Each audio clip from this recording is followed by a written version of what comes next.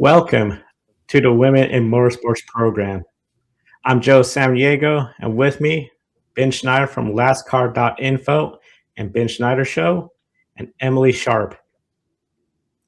Before we dive into our regular program, we'll be airing this on the weekend of December 20th, 21st, 2025. This is when winter solstice occurs, traditionally on the 21st of December, the shortest day of the year and the longest night of the year. Unfortunately, December 18th, 2025 will be remembered as a very dark day for many in the NASCAR community, fans, Greg Biffle's family, and friends. A plane carrying Greg Biffle, his wife, two children, along with three others on board, crashed at the Statesville Airport in North Carolina. Sadly, there were no survivors, and after we felt like forever, the confirmation came in that Greg Biffle and his family were on board the plane. A devastating and painful reality for everyone settled in. On behalf of everyone at the Grid Network, we send our condolences to everyone affected by this tragedy, from the family and friends, everyone in the NASCAR organization, the NASCAR community, and of course the teams and competitors that raced and got to know Greg Biffle. I know this has been a painful day for our team as well here at the Grid Network as that day unfolded and we saw the news roll in, and then we had to report on that news when it was confirmed. Emily, Ben, how have you both been able to process such a tragedy, and what will you remember the most about Greg Biffle? Well, for me, I think I've never been more grateful to be part of a community here within the Grid Network, and then the greater NASCAR fan community, and that we have each other to lean on to help get through this process. I don't think there's ever a way that you can truly process why something like this would happen. And for me, Ben and I were talking about this before we got on the air.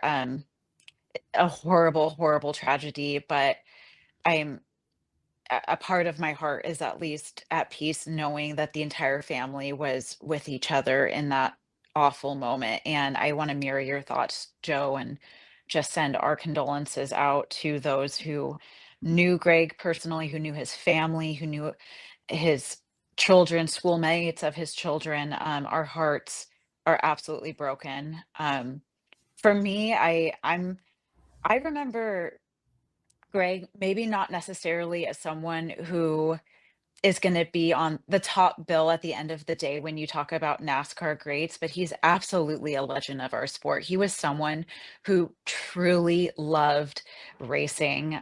All of the years that he spent with Roush Fenway and the championships he won in Xfinity, who then went into stadium super trucks after his Cup Series run, and then ultimately was racing in ARCA. And this is someone who just loved racing. He was truly one of the, I think, last of the great true racers in NASCAR. And to me, his determination, his drive, pun intended, drive to continue to race no matter losing sponsors. I remember the year where he had like his highest finish or his highest start ever at the Coca-Cola, and it was was starting on pole, and it was right after losing his primary sponsor like the season before. So he was someone who never gave up, and just a really hard racer. So I, I'm sorry that we're having this conversation in this context, because we should be celebrating Greg's legacy without this horrible tragedy surrounding it. But um, in a way, I'm glad that we're having a conversation about what he did bring to the sport, and shining light on his legacy. Yeah, completely agree with everything you said, Emily. And Joe, thank you for giving us this moment. I know it's the Women in Motorsports show, but as I said backstage before we started, there's a mother and a wife and a daughter that were lost on Thursday, and there's a mother and an ex-wife that's grieving today, and countless other family and friends. I mean, this impacts women in motorsports. This impacts all of us in motorsports. This is a tremendous loss, and the 3 others that were on that plane as well. Still doesn't feel real. And we got the word today from the latest, I think, NTSB press conference. They're today, as we record on Saturday, is the day they're going to start removing the wreckage from the crash site. And as irrational and illogical as it is, there's still a small part of me that is clinging to hope that Greg is somehow going to emerge from the bottom of that wreckage and be okay. It's just, even 48 hours later, I still refuse to fully believe that he and his family are gone. It still hasn't sunk in yet. I don't know how long it's going to take for it to sink in. But to Emily's point, and to everyone else that has been posting tributes of him over the last 2 days here, and how cruelly ironic that just that morning there's a video published to WFMY News Channel 2's YouTube page with the title, "NASCAR's Greg Biffle saved lives in Hurricane Helene. 1 year later, his race isn't finished." And who could have expected that? I don't even know if it was 1 hour after that video was published and went live that that plane would go down. But Greg is just, it reminds me, while the parallels are not exact, it reminds me so much of the feeling I had when Kobe Bryant died in his helicopter accident, and his daughter Gigi was on that plane as well, or that helicopter rather. And I'm reminded of what people were saying, in memory of Kobe, in the days after that, with his Oscar-winning short film and what he was doing in his career post-basketball, he was becoming as great in his second act as he was in his first as a professional athlete. And I think the same can absolutely be said for Greg Biffle and what he did to help those hurricane victims last year. Just a true hero in every sense of the word. And again, words are just escaping me right now. It is so cruel that he has left us here just a few days before he would have turned 56. And certainly our thoughts, prayers, and condolences go out to all of his family and friends and those who knew him. And like I said on Thursday, I never met Greg. I would have maybe crossed paths with him at Sonoma in 2023. I went back looking at my camera roll to see if there was anything there. There wasn't, but I know he was in the media center that year that I was out there with Brock and NASCAR. Joe, I know you were out there at Portland for what ultimately ended up being his final ARCA West start.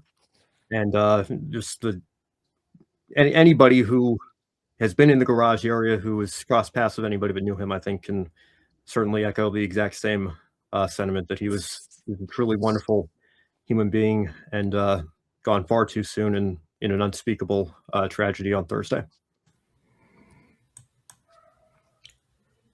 It has been a very hard few days for me with the news of Greg Biffle passing. Of course, like most of us in our team, we have full-time, daytime jobs. In a stressful meeting where that first message from my wife, and then as a Grid Network team, was learning all the details and finding all the facts, it brought back some of the painful memories from when we lost Alan Kulwicki, Davey Allison. And then hearing the news that the family was on board, it just made it where I was just left almost, I just could not focus for the rest of the day. I was just out of it. And especially with Greg Biffle, as someone that grew up in Alaska, and I'll never forget learning, hey, there's this driver from Washington State. He's going to the Truck Series. His name's Greg Biffle.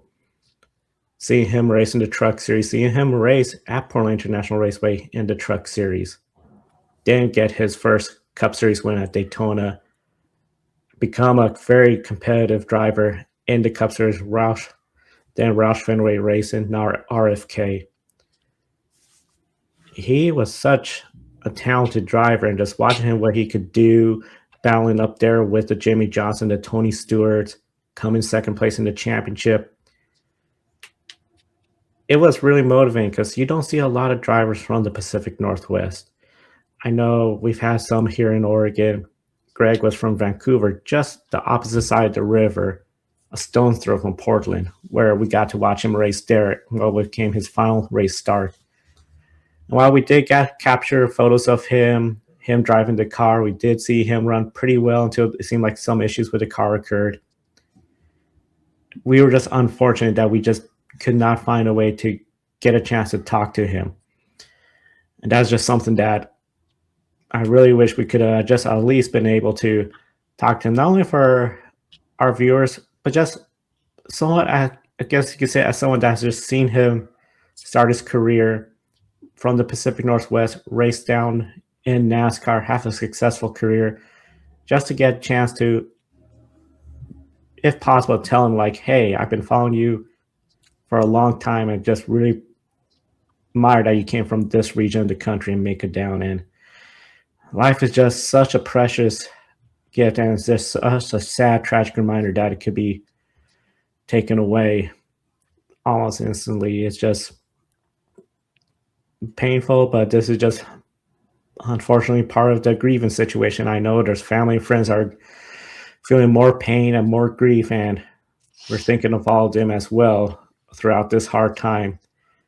Greg Biffle and his Tar family will be surely missed by many in the motorsport community. On the first Grid Tonight episode of 2026, we will hold a remembrance of Greg Biffle with the team at Grid Network, plus the latest on the National Transportation Safety Board investigation into the crash. Grid Tonight every Wednesday. Of course, we're off for the rest of 2025 as we are in the off season. And while it seems like a rough start to the off season for many, we're getting closer to spring and the start of a new motorsport season in 2026. Of course, a big thank you to our Patreon investors that have made 2025 possible and are helping to make 2026 possible. Colin, the show, Mark, Robin, David, Matthew, and our newest member, Crystal, for investing in the Grid Network. Link in the video description. And of course, you can invest through Buy Me a Coffee or YouTube Super Chat, even if we're not on the air. Now, one of the motorsport series we always focus on here is F1 Academy, and the 2025 season concluded in Las Vegas. Unfortunately, this championship, it felt like a championship battle really ended before it could get started, before the first lap of race one. Maya Woog made contact with Tina Hausman during the parade lap before the race started. It was wet conditions, which for Las Vegas, a lot of people were caught by surprise. Unfortunately for Maya, she sustained suspension damage, crashed into the wall, ending her race 0 points, which allowed Doriane Pin to continue on, win that race, and effectively put one hand on the championship by the second race, in which Maya Woog in that second race rebounded, finished on the podium, but it was Doriane Pin, 5th place, capturing the F1 Academy World Championship. Ben, I know all season we talked about how this championship was much more closer than a lot of people anticipated. Some folks anticipated Doriane to just dominate, but Maya Woog was up there. Chloe Chambers was up there. The way it came down, though, was there a feeling of sort of a little bit of a letdown where it had been such a close battle throughout this entire year? Yeah, it definitely put a damper on the finale weekend for sure. And just looking back at the results here, 6 of our top 8 in the final standings in that first Vegas race either did not start the race, in the case of Maya Woog and Tina Hausman due to that accident, retired from the race for one reason or another, or in Alicia Palmowski's case, were disqualified. So obviously we knew it was basically just a 2-horse race between Doriane and Maya, but once that happened, all of her closest competitors in the championship came away with 0 points in one way, shape, or form, and that was pretty much it right there. But yeah, I mean, you can't say enough. I know we're going to talk about Doriane Pin a little bit more here later on in the show, but a great season for her nonetheless. But I think despite the fact that we didn't really get that close battle that we were hoping for in the final round, a very competitive season nonetheless. You had Doriane Pin, Maya Woog, Chloe Chambers, Ella Lloyd. We'll talk about her a little bit more later on as well. previewing next year. Alicia Palmowski, Nina Gaidman, Leah Block, Emma Feldmeyer, all winning races this year. So very competitive field all throughout. And despite that, Doriane still comes away with a championship in a year where I think everyone was expecting her to, like you said, Joe, just dominate and run away with it now that Abby Pulling had moved on after her championship in 2024. But there was a lot of competition that rose to the occasion and made it an entertaining season nonetheless. So, like I said, that doesn't get erased by the fact that it was, unfortunate what happened before even the start of the race in race one, but it did certainly make for a little bit of a letdown, and certainly wish the battle could have gone on a little bit further than it did in that final race weekend. Yeah, Joe, I think the word disappointed is the most accurate description of it. And I myself actually had the privilege of seeing the race in person live, both of them, both race one and race two. I was in Vegas for that Grand Prix weekend. And everyone in the stands when Maya had that unbelievable accident in the warm-up lap, I think everyone's hearts collectively dropped into their stomachs knowing that was pretty. I mean, it was Doriane's to lose at that point going into that weekend, but then that freak accident, certainly it felt like the nail in the coffin for poor Maya's championship hope. So I will say we really here on the Grid Network plugged the F1 Academy Championship as the most competitive championship of all of the series that we cover here on this network, and I still stand by what we said. It was absolutely Abby Pulling's runaway season last year. And we thought that that was what was going to happen with Doriane as well. But Maya and Chloe, they absolutely kept things interesting up until I would say the final two races or final two race weekends of the season. And I agree. I can't wait to kind of preview next year and see some of our returning stars.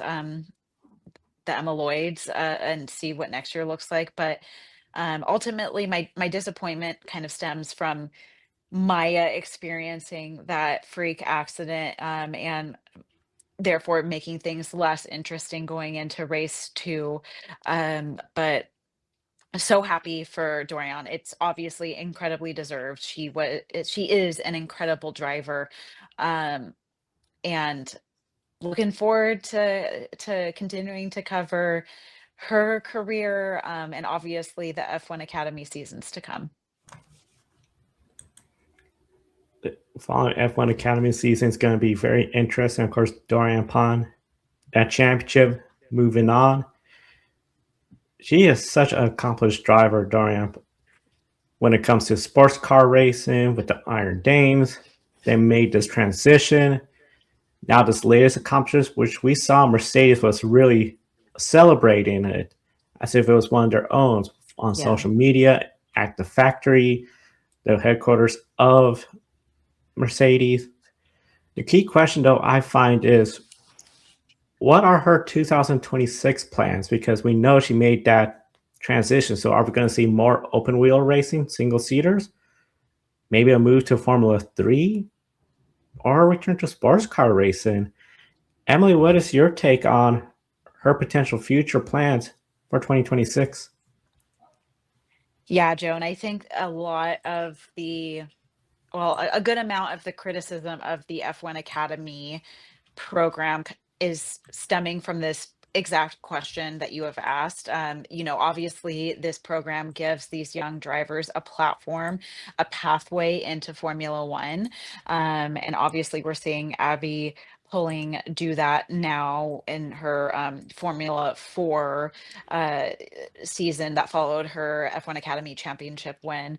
And as much as it gives drivers a platform, I personally feel like there is still just as much uncertainty as the crowned champion leaves with as they went into the F1 Academy season. In a lot of ways, they have that stability for the season, knowing like, okay, this is what my priority is going to be for, the next 9 races. But after that season comes to an end, the uncertainty of, am I going to have a seat for next year? If I do have a seat, is it going to be in open wheel racing, which is what I've been focusing and prioritizing this past 2 seasons on.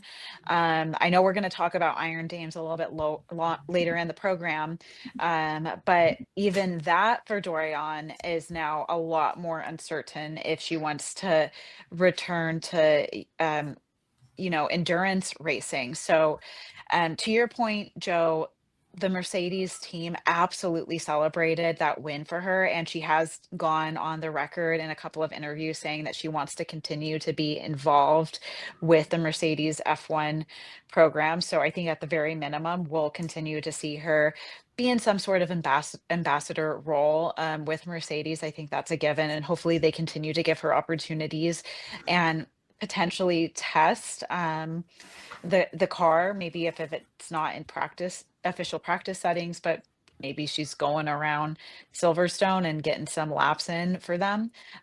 For me, I feel like given that Doriane has had such a strong background in sports car racing, I could see her continuing down that path, or potentially following in Schumacher's path and going into hypercar racing. I think that could be a natural kind of transition for her. But she also has been very vocal about her positive experience in open wheel racing. And so I would imagine she would want to continue to kind of pull that thread and see, what ultimate success could look like for her. But as of right now, as of Saturday, December 20th, we still do not know officially what her plans will be for next season. And I hope for her sake and for her team's sake, they have a better idea than we do. But obviously, I don't want to spoil too much of the Iron Dames conversation to come, but I think that uncertainty is very impactful for someone like Doriane Pin. Yeah, I'm trying to pull up just some articles from the last month or so, maybe theorizing where she might end up next year. It sounds like she has said in no uncertain terms that her final destination, her final goal, she wants it to be Formula One racing. As somebody who's just looking at this from the outside and seen her career leading up to F1 Academy, watched her in F1 Academy the last 2 years, I think, and I'm not saying this because I don't think she can succeed in open wheel racing, but I just think in terms of opportunities and the pathway that might be afforded to her, I think it is much more likely that she has a successful career if she chooses the sports car route rather than trying to go down the open wheel path. But if that is the path that she chooses, I think she certainly has the talent and the drive to make that happen. It's just going to be a matter of finding the funding and getting the opportunities. And I know we'll talk about this a little bit later on in the show right now with what's going on with the Iron Dames program. So, who knows what her 2026 plans are going to look like, no matter what path she decides to take, or maybe it'll be a combination of both here. Maybe she competes in a regional level championship, Joe, like you were maybe suggesting a Formula 3 championship of some sort, or maybe she goes back into the sports car world full time and tries to make a career out of that. But regardless of what it is, I think there's no denying her talent behind the wheel, and we'll just have to wait and see where that lands her in 2026 and beyond. Yeah, we're very hopeful she'll have some 2026 plans announced shortly, and especially if we could continue that progression in open wheel, as you mentioned. Seems to be F1 is the goal. Potentially, this could be the driver that get to that F1 level out of the past champions.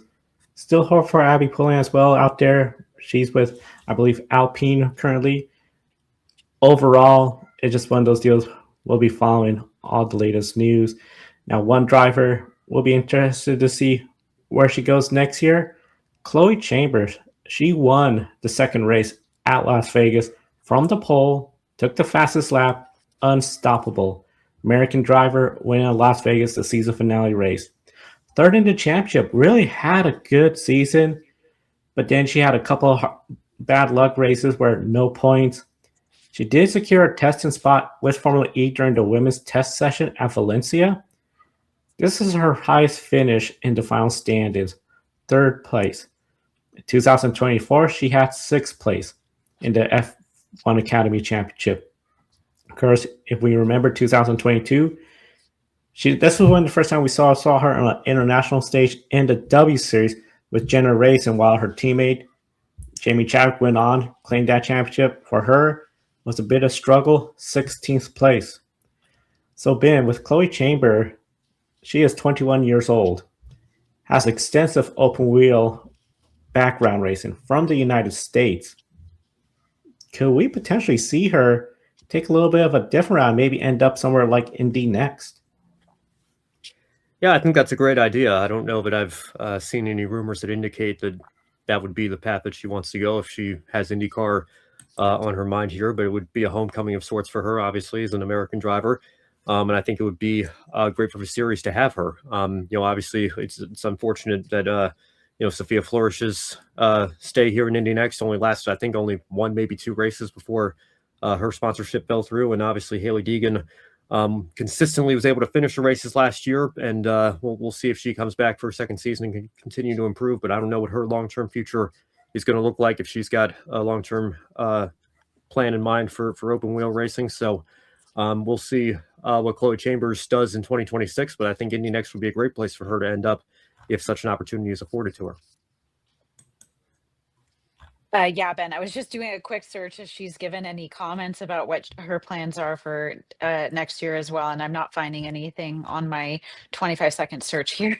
I agree with everything you said, Ben. I think if anything, it would be great for that series given the F1 Academy growing in popularity both internationally and here in the States. We had a fair amount of people in the stands to cheer on the ladies at the Las Vegas Grand Prix. So Chloe, as someone who was consistently doing well this past weekend, I'm back in Vegas that weekend. Certainly it would be a great personality for the Indy Next series to get. And then on top of that, to your point, to continue to adopt diversity and inclusion by having another female driver on the grid.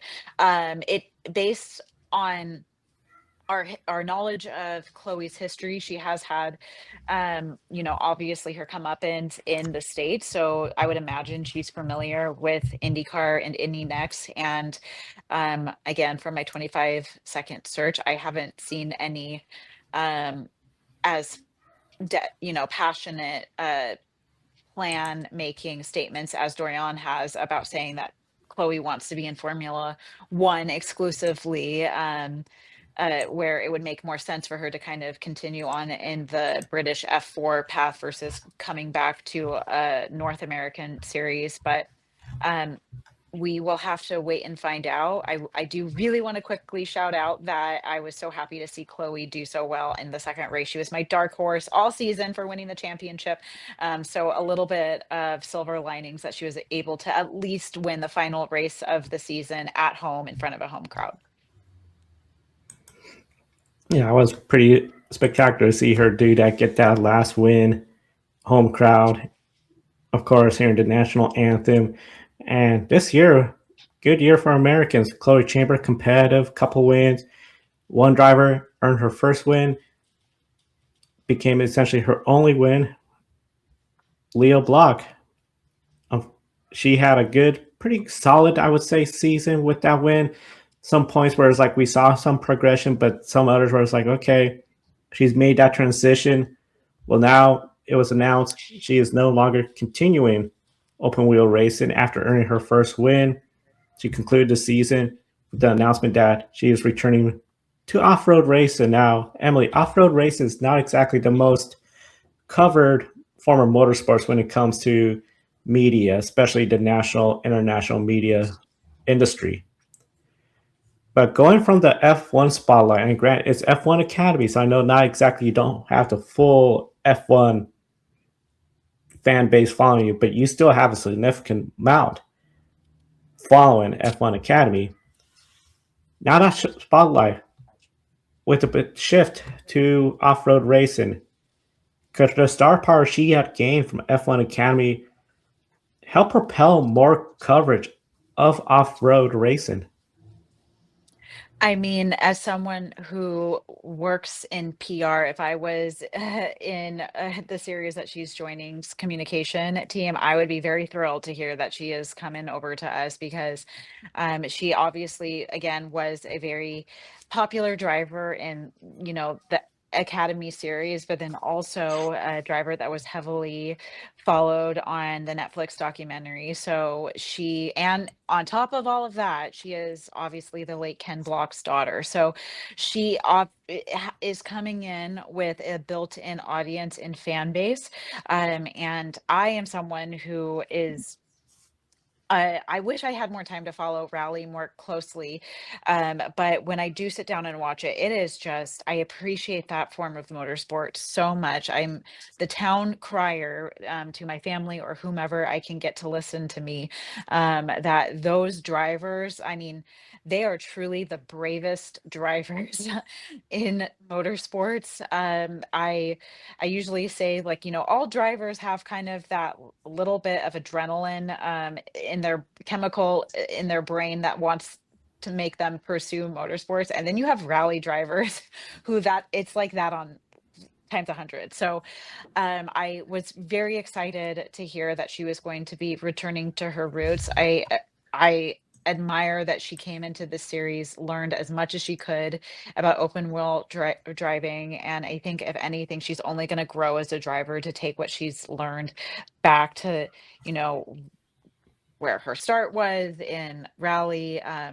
Again, if to your point, Joe, not a very vocal person. I mean, again, on that Netflix documentary, she kind of showed that she wasn't really a very outgoing person. So being in that F1 Academy setting was a challenge for her and her personality to be more extroverted.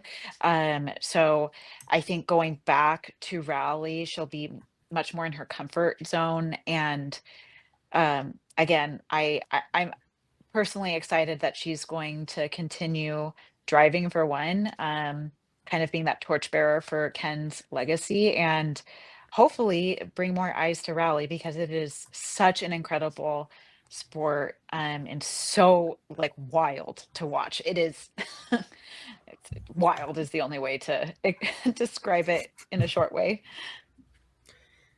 Yeah, completely echo everything Emily said, and I'm glad you brought up the late great Ken Block as well, because I mean, you want to talk about somebody who transcends the entire, not just rally world, but all of motorsports. There are people that only have seen a Monster Energy stand at a convenience store, and they've seen Ken Block's face. They know who he is. They know what he does, or did, unfortunately, and the fact that Leah has had him as a father and mentor in her racing career and is carrying on that legacy. I think that alone gives her that boost that will hopefully be felt by the entire rally community. And obviously, what she did in F1 Academy, winning a race this year, was great to see. But so thrilled to hear that this is the path that she's going to continue to go down for the rest of her racing career.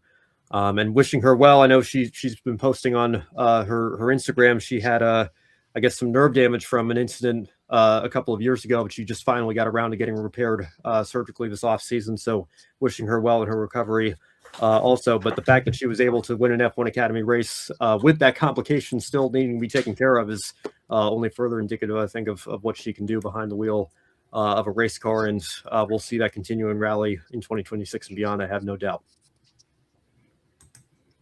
Yeah, I'll be very excited to see what she can do. I'll be very excited to see what she could do in her new ventures. And of course, throughout 2026, we'll be following her and many others. And of course, F1 Academy, there was a lot of storylines. We could be talking about this for an entire show of just all the different drivers, all the different stories we saw, the drama on the track. But to close out 2025 and the F1 Academy season, Ben, I'll start off with you. Which driver stood out the most in F1 Academy in 2025?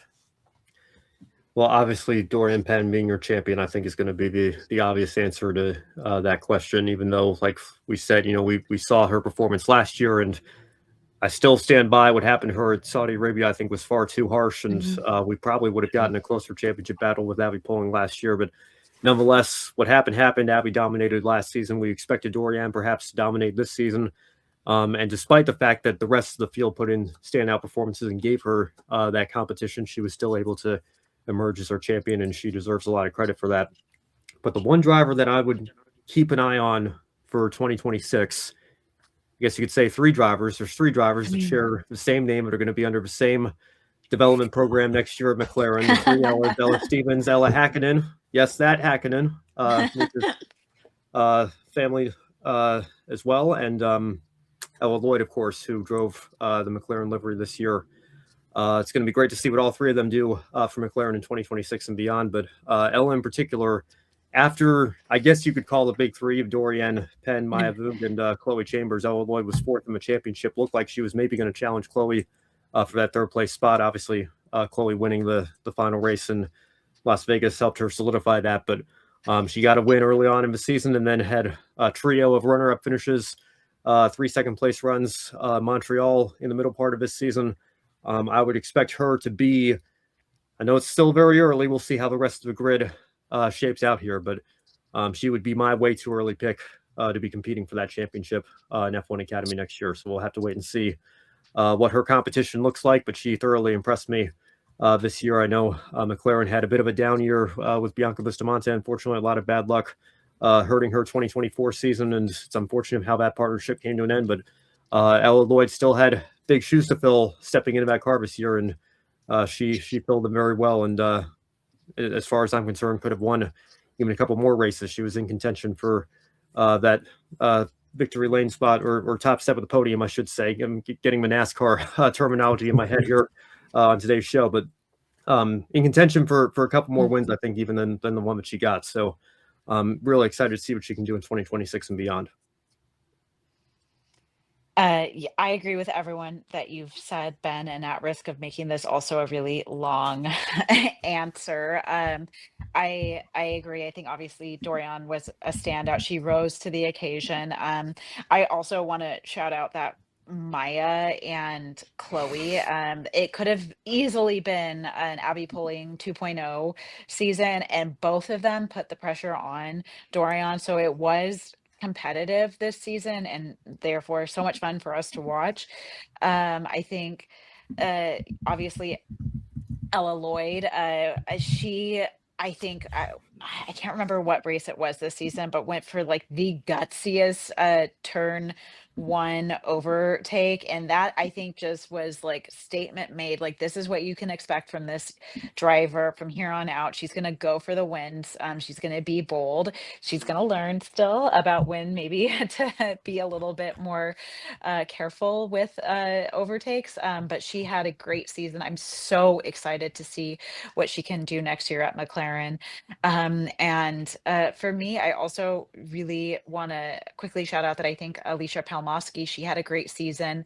A lot of nail-biting moments with her teammate and Chloe throughout the season, but they had a great end of their season here in Vegas. And I also wanted to shout out Alba Larson. I don't know if you were getting the commentary watching it on ESPN, but at the circuit, the commentator was equating some of her moves to being very Max Verstappen like, and saying there must be something in the water from the Netherlands that make them such aggressive in their corners. So I think Alba Larson, someone to continue to watch her motorsports career go down in the future, because she has some Max Sparks in her, and I think she will be one to watch for sure. And then really quickly, to your point, Ben,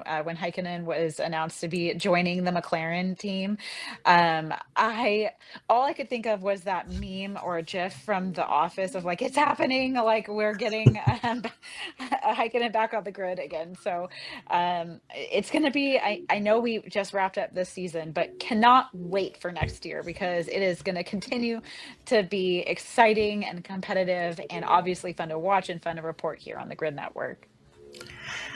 Yeah, I'm very excited about 2026. We've seen how we had Abby pulling, then everybody anticipated Doriane Pin. Next year, I feel it's pretty wide open, as you mentioned about Alba Larson, only 17 years old, one of the younger drivers out there on the track. A driver that stood out to me a lot, and I think will be a contender next year, Nina Gademan.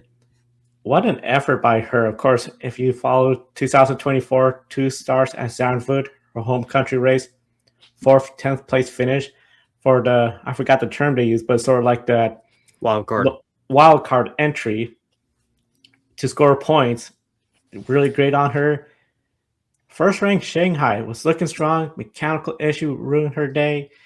But then look what she did afterwards, just getting point finishes throughout the rest of the season. Besides the third race in Canada where she did not score points, got a win, multiple podiums, 6th place in the Drivers' Championship. I think if she returns back again with Prima Racing, F1 Academy, it could be a very good opportunity that she's going to be up there contending for the championship. So Nina Gademan was a driver I feel really stood out. Of course, you got to give a shout out to Doriane Pin, the champion. What an effort by her. Chloe Chambers and all the drivers you all mentioned for what has been a fun F1 Academy season. We cannot wait for 2026 to get here. With that said, we'll switch over to NASCAR ARCA, where 2025 is over and 2026 planning has already begun. Thanks, Joe. So Ben, let's talk ARCA Menards, shall we? Isabella Robusto's 2025 season ended at Phoenix in the ARCA Menards Series West season finale. However, she was with Rafa Racing Team as Venturini had completed in their final race.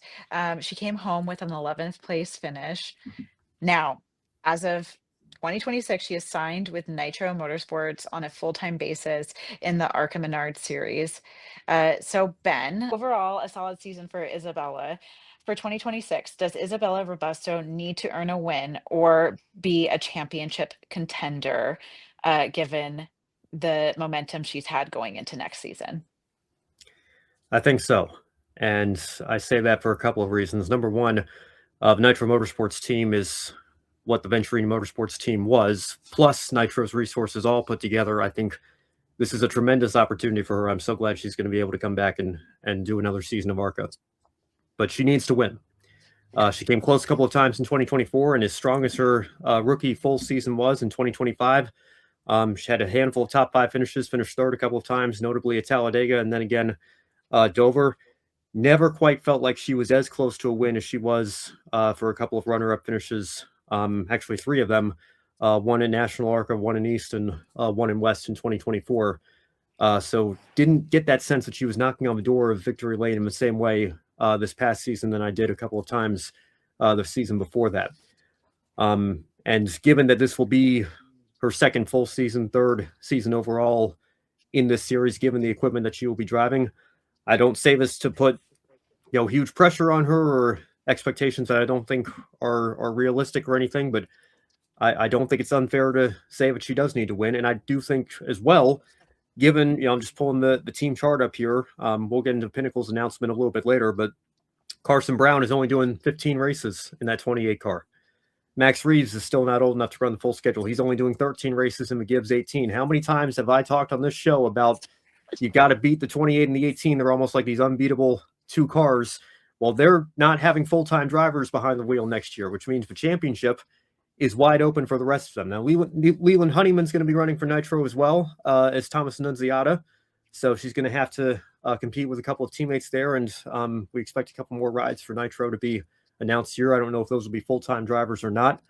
And there's certainly some good competition throughout the field.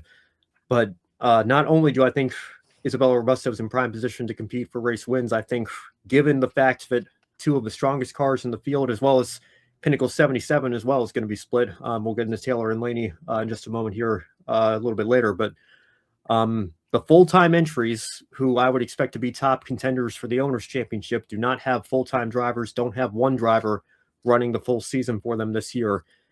I see no reason why Isabella Robusto couldn't contend not just for race wins, but for a championship in 2026 with Nitro Motorsports. So let's continue talking about Nitro Motorsports, because Isabella Robusto is not their only female driver for next season. Mia Lovell is signed with Nitro Motorsports as well, to run in the ARCA Menards Series West. And then Jade Avadasian is also running part-time with Nitro. So 3 drivers under one team with Nitro. What kind of performance do you anticipate for Mia and Jade? Yeah, I'll be honest, I'm not as familiar with Mia's career. I know she's done a little bit of Trans Am competition, and obviously Nitro has a presence in that series as well. Excited that she's going West Series racing. I don't know if that's going to be full-time yet or not. I'm not sure if the release indicated that, but hopeful that she gets as many starts as possible, and maybe I'll see her out at Sonoma with Brock Beard and lastcar.info once again. So excited to see what she can do in that series. And like I said with Isabella, obviously she's going to have top-notch equipment as well. Jade Avadisian is a little bit of an interesting case here. I think she has shown a lot of potential. I think she's got a lot of talent. And much like we were just talking about with Doriane Pin, she has made it clear in no uncertain terms for her future. She wants to be racing on Sundays in the NASCAR Cup Series one day. So she is fully committed to this stock car racing path, and excited that she's going to be coming back with, again, what was the Venturini team is now the Nitro team. It is only a partial schedule, so we'll have to wait and see what races she ends up running. At least for now, we'll see if she can pick up additional opportunities or sponsorship as the season goes on. But I would not let her results from 2025 be indicative of her potential behind the wheel of an ARCA Menards Series car. She finished 17th, the second dirt track race at DuQuoin this year. Had a mechanical issue and then an accident take her out. She was running much stronger than the 17th place finish suggests. And then 12th at the Las Vegas Bull Ring, and then 19th driving for Todd Sousa's team, Central Coast Racing, the Phoenix finale in the West Series. But she qualified 6th and unfortunately hit the wall on the opening lap, and that sent her back from the start. She ultimately finished the race a few laps down. So unfortunate what happened to her at the beginning of that race. But from the pace that I've seen from her, she should be contending for top 5s, if not maybe even a little bit better as well on multiple occasions next season. So again, we'll see what her exact schedule looks like, still to be confirmed, but a great opportunity for her nonetheless as well. And Nitro Motorsports carrying on that legacy. Venturini, I mean, how many female drivers have come through the Venturini path over the last several years? Great to see more opportunities being afforded to them in 2026 with Nitro. Yeah, it's so happy that Nitro, to your point, is taking up that platform to give these young female drivers an opportunity, especially ones that want to be on the path to the pinnacle of stock car racing. But let's switch manufacturers for a second and let's talk Chevy. We also had signings for the Chevrolet team in the ARCA Menards Series. Taylor Reimer and Lainey Boos will be driving the 77 Pinnacle Racing Group Chevrolet. Now, they're going to be splitting with Tristan McGee, who will run the full-time car in ARCA Menards Series East. So, Ben, what are your thoughts? Are we surprised, especially with Taylor leaving Toyota?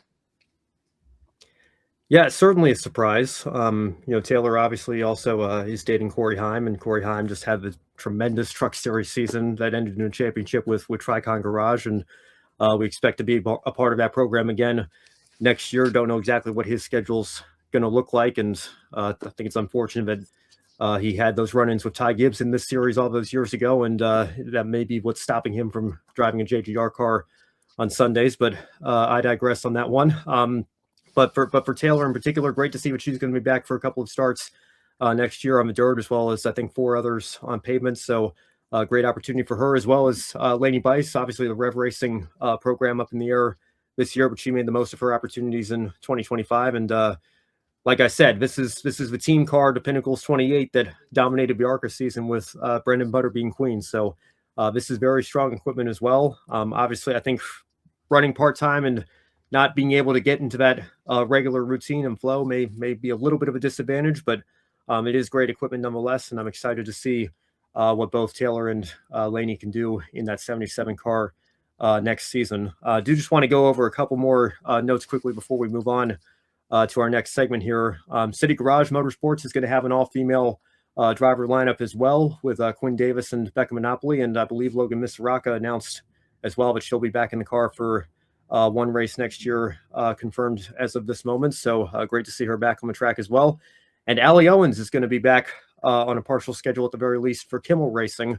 Allie Owens is a name that we haven't heard from in a long time, but if you go back and watch the 2010 ARCA race at Daytona, where Danica Patrick was making her stock car debut, it's still ARCA's highest rated race ever. There's another female driver in that field. There were multiple, actually, but Allie Owens was the one that got the most attention because she was running in the top 5 in the closing stages of that race in a Venturini car, and unfortunately got spun out and finished much further back in the field. But she's been away from the car for a long time, but we're going to see her back in the ARCA Menards Series next season, and that's great to see as well.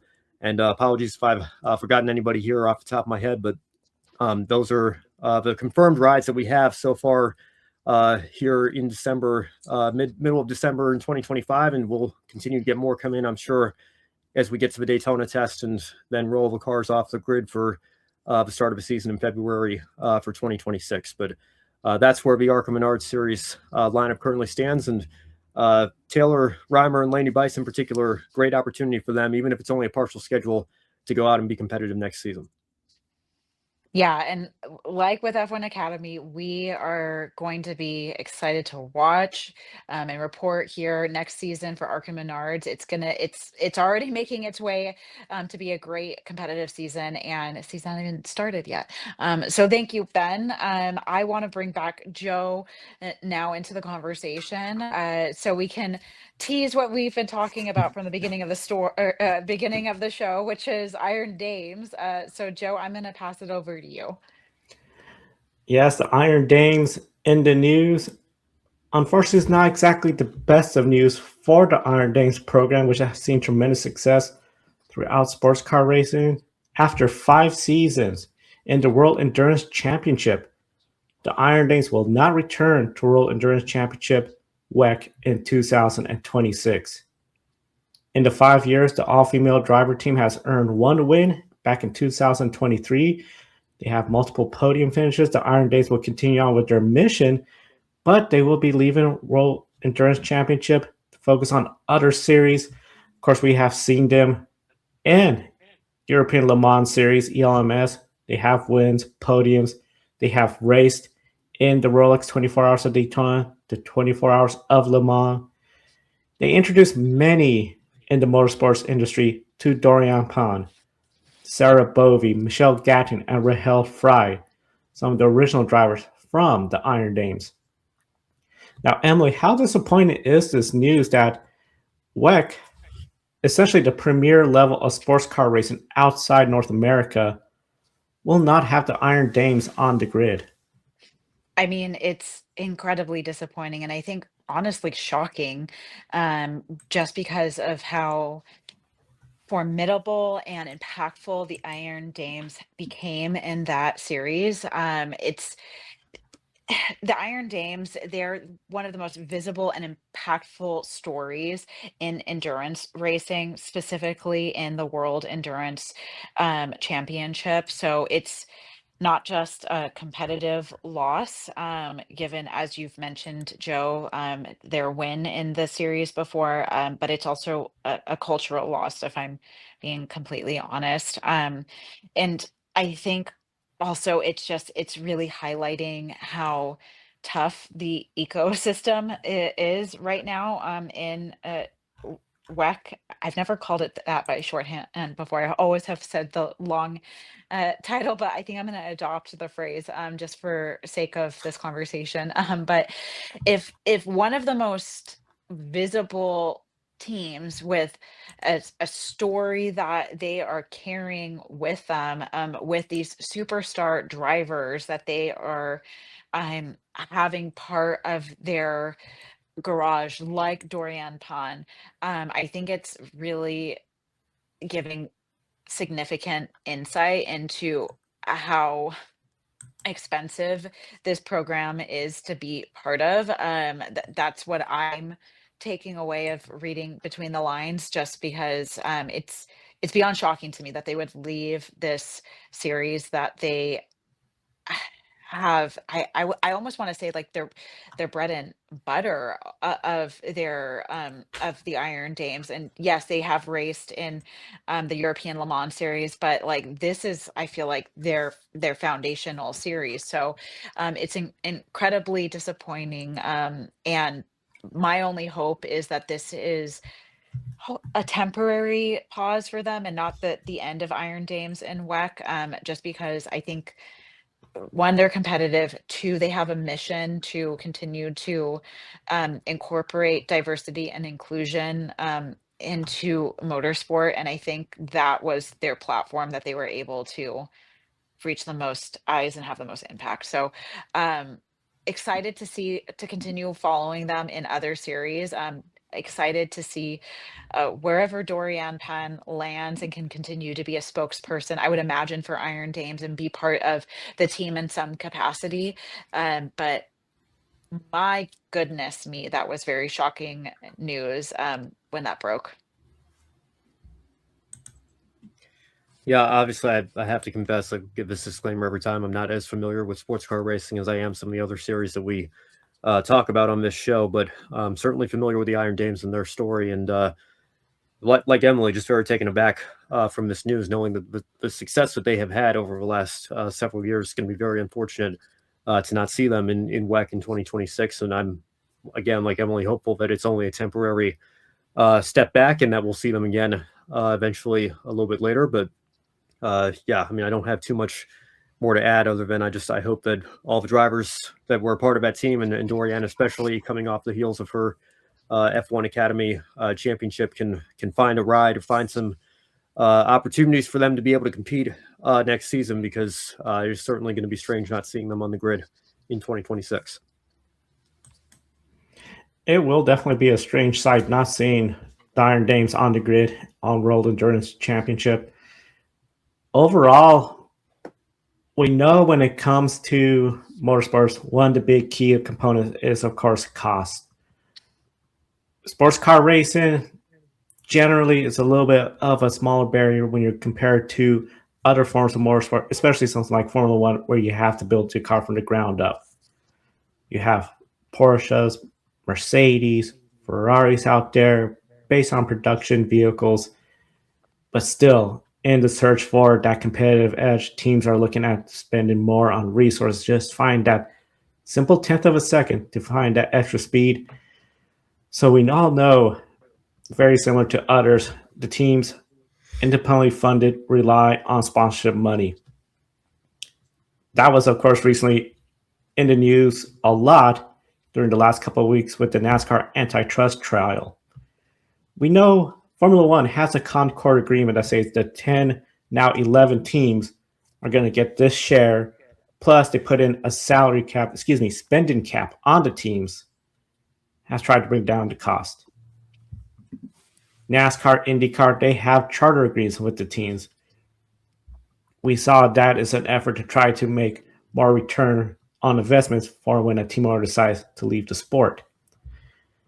We discussed in the past whether motorsports should find pathways for female drivers to get into competitive seats. Generally, it's a lack of sponsorship, track time that appears to be the barrier for a lot of these female drivers. And of course, additional sponsorship opportunities could encourage teams to feature female athletes, and various other incentives that series could make specifically based on their racing product.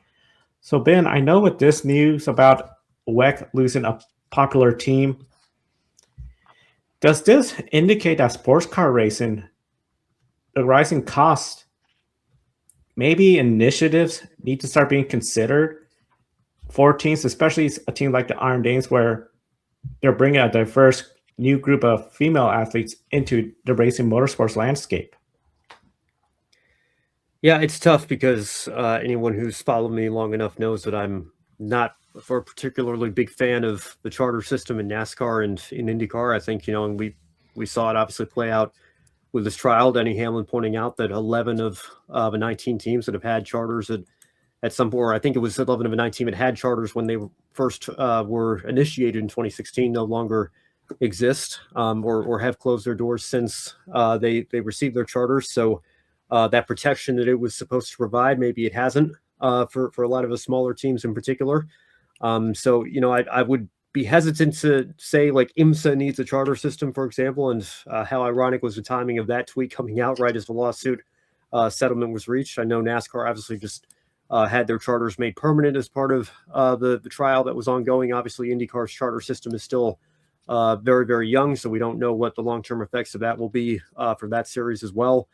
But yeah, I mean, it does provide, I think, some at least financial protection for existing team owners. Even if they can't keep their teams going, they at least get something back of much more significant value when they sell, rather than just the pennies on the dollar for parts that the teams of yesteryear would have gotten when they closed their doors. So it does provide that protection for owners that are already in the sport. My problem with the system is that it seems to, and we saw it with the Concord Agreement and the FIA and Formula One, with how many hoops did Michael Andretti have to jump through before eventually kind of handing it off to Cadillac for them to get that 11-team spot. It becomes almost impossible now for new ownership and new groups to come in and start a team. And if they do, really, I mean, especially with what we've seen in NASCAR, an existing team has to sell their charter so that that charter can belong to that new team coming in and they can get all those benefits the same way. So, like I said, it would maybe be a short-term fix to provide some protection for some of these teams, if that is in fact the case, what happened here with Iron Dames. But I'm too scarred from a lot of the things that have happened in the NASCAR charter era to suggest that we need charters in sports car racing as well. Again, I'm not a businessman by any means. Maybe there are benefits to it that other people can speak to, but I can't. But it's something that I'm just a little bit hesitant to be able to get behind backing in that way. Yeah, double click on everything that you've said, Ben. And going back to what you said earlier, I will say, amongst the three of us, Joe is absolutely the expert when it comes to world endurance.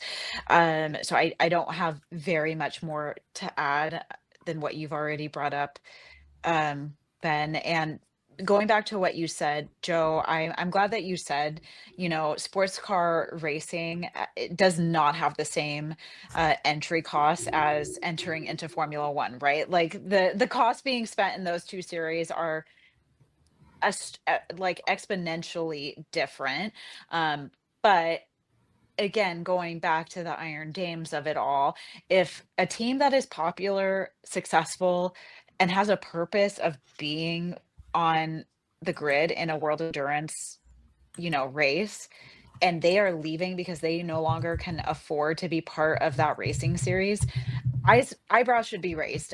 So there is an issue happening right now with cost and funding in that series. And again, if one of the most popular teams is having to leave because of it, and not to go down a whole rabbit hole and side conversation, but my mom, who's very much into open wheel racing, and thanks to my dad has gotten way more into stock car racing, but she's the one that actually shared the Iron Dame story with me several years ago when they were first getting started. And so if my mom, who is a very casual sports car fan, is getting this type of story on her radar and sharing it with me, like that's a popular team that is transcending the series. And if they are leaving because they can no longer afford to be part of it, it's truly a loss for the series, and something needs to happen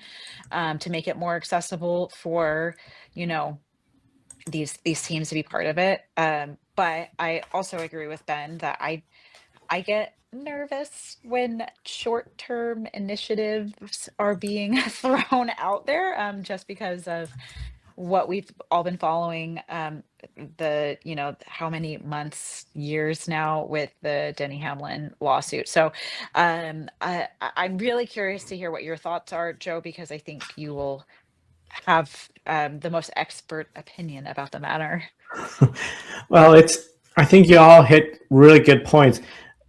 The one thing, especially when you look at sports car racing, especially when you look at LMGT, LMGP2, and you have these drivers with the different classes ranging from bronze, silver, gold, platinum, to allow amateur drivers, but sometimes people call gentlemen drivers, the opportunity to race against the pros in some of these big events. Now, it's no doubt when Iron Dames, their drivers were up there in the ratings. When it came to the popularity of this team, it was up there. I would say probably the closest competition they had in sports car racing was probably Rexy, because kids love that dinosaur, and then you have this pink car with all female drivers. You lose that star power. It's something where, okay, I'm gonna watch a race, but I don't know none of the drivers. This is where I think maybe it's not needed like exactly a full charter entry, but if WEC was to say something like, if you have a female driver, we will help in, some sort of scholarship. We would help sort of just put that little bit of incentive. And of course, if a team comes in with an all-female driver class like Iron Dames, maybe just put them in some additional promotional activities, just some way to get where people can see, hey, they're up there racing with us. You should watch and follow this team and what they're doing. Controlling costs, that's going to be another separate battle. If you're talking about spending caps, spending floors, spending ceilings, all that, that's going to be something else. But I just feel like we're just losing out on a big name in World Endurance Championship. Hopefully they'll continue other forms of sports car racing, and we'll love to see that in the Rolex 24 Hours again. It's really shown that when they are here and they're getting the attention from the media, from fans, especially here in the United States, where there's a big push in female sports athletes, that'll be a missing void or not at Daytona. So hopefully we'll see them there. And this goes back to, again, overall, it's just motorsports is such a different dynamic. We've been following, and if you've been following Grid Tonight, all the news about the NASCAR antitrust trial, as you mentioned, 16 plus months of this ongoing. We'll be following as that continues to develop with this now permanent charter system, potential changes right here throughout 2026 on the Grid Network. Now, we are the final program of 2025, but before we log off for 2025, it's time for our shining moment. We encourage everyone to share their shining moment, not only for Women in Motorsport, but for the year of 2025. We'll love to see your thoughts and opinions on the shining moments from 2025. I know Grid Tonight did their Hots and Knots of 2025. Encourage everyone to check that out. Emily, we'll start with you. What is your shining moment? I was looking back and trying to pick just one, but what a great year in motorsports, just in general. I I will say the moment that really stood out for me this past year, and I hope I'm not stealing one of yours, Ben, because I am going a little out of my lane. um, I think Isabella Robusto had a great year. I really enjoyed all of the times that we were chatting about her on this program. I enjoyed all of the conversations that you and I had, Ben. Again, as a little girl who grew up watching Jeff Gordon and Junior and getting excited every year for Dega and watching it with my dad, seeing a woman being on the podium at Talladega was one of the most wonderful moments for me as a fan, as a person part of this team. So I really enjoyed watching Isabella Robusto and reporting on her season, and I'm so excited to continue doing that with you, Ben, next year in 2026 as we follow her at Nitro. And again, I just want to, if you have found your way to our program, you are actively seeking out watching women in sports in general, and you are part of a group of people that are doing that, and you are a fan who will support women in sports. So thank you for doing that. But if you have click-clacked your way around and found our program through some of the other Grid Network programs on our channels, I really want to encourage you to tune in next year for F1 Academy, because that season, this past season as a whole, was so competitive. And I know every day more and more people, especially in North America, are becoming F1 fans and getting into that sport. But please tune in and watch F1 Academy. It was so exciting, and it really came down to the final 2 race weekends of who was going to be the champion of that series. So I'm going to get off of my soapbox now. It's kind of an ongoing joke with me that whatever we get to this moment, the shining moment is actually a shining monologue. So I'm going to pass it over to you, Ben, for your shining moment. Yeah, completely echo everything Emily said there. The one moment that stands out to me the most was Nina Gabeman's victory at her home race in Zandvoort. That was a very special moment, I think, for everybody in that series to get to see her and everything that she had to overcome, being declared unfit to drive with the injury that she was fighting through all year, and then getting that second opinion just a few hours later and getting the medical clearance to compete in that race and then going out and winning it, and having the emotions of that being her home race a year after she made her first appearance in the series as a wild card entry. Very special win, very emotional win for Nina, and that's my one shining moment for the entire season. But Isabella Robusto as well, like you mentioned, Emily, very excited to see what she can do next year. And I know, like I said, it was tough this year with some accidents and some bad luck, especially in the early part of the season, and trying to rebound from that. But I feel like this is the perfect opportunity that she needs right around the corner to get back to the point where she's competing for race wins, maybe even a championship again with what the series is going to look like next year. It's a very great opportunity for her. Hopefully she can make the most of it. Hopefully we can see a lot from Nina Gabeman next year. Of course, Isabella Robusto. My shining moment has to go to the champion of F1 Academy, Doriane Pin. This is a driver that, for folks that have been following us for years, saw us talking about her when she started sports car racing at a very young age. We followed her in the Iron Dames. We followed her throughout the F1 Academy, including when she had a rib injury. Last year, 2024, during the F1 weekend in Las Vegas, she was on the Jimmy Kimmel show. Got some more star power. Of course, F1 Academy on Netflix. People are seeing what she could do on the track and how talented she is. I think she has the best opportunity out of the other F1 Academy champions to potentially get to F3, hopefully F2, and then climb up to F1. It's an ambitious goal, of course. That is something that we have all talked about. Can F1 Academy really make that pathway possible? I think there's going to be a lot of eyes on her throughout 2026 to see what she does. Can she continue that up? Hopefully, with her partnership with Mercedes, it seems like Mercedes is vested in her to help her get there. And just a matter of 2026, when it's time to start the season, we'll see where she lands up on which grid.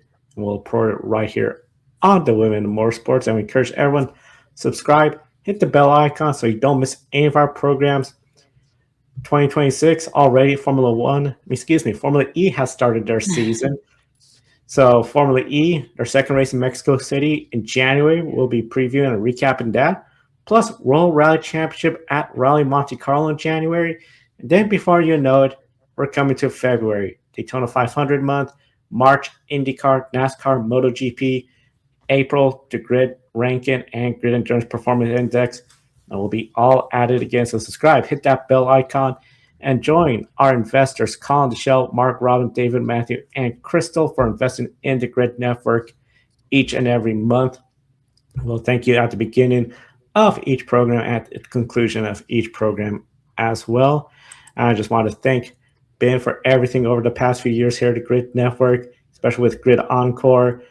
We'll definitely miss having you here, but we know big stories. We could count on you wanting to be here to share your opinions, and we always love hearing them as well. And Emily, thank you throughout 2025 and everything this year, and to everyone in the Grid Network team. Thank you to our investors. Thank you to our followers on social media and our viewers here, where you're watching on Twitch, YouTube, TikTok, where we saw Kiska went viral for her pick of Oscar Piastri. A big thank you to everyone for 2025. We wish everyone happy holidays this year, and we'll see you in 2026.